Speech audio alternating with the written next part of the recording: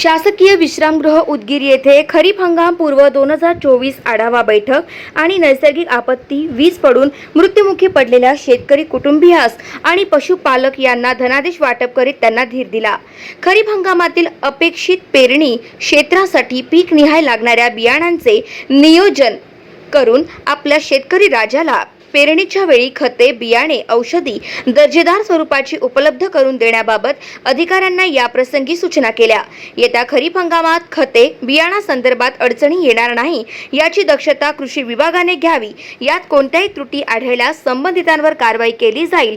पीक विमा संदर्भात येणाऱ्या अडचणीचे निरसन देखील वेळीच करण्यावर लक्ष दिले जाईल असा विश्वास या प्रसंगी व्यक्त केला। गाव माझा न्यूज करिता सुधाकर नाईक, उदगीर, लातूर।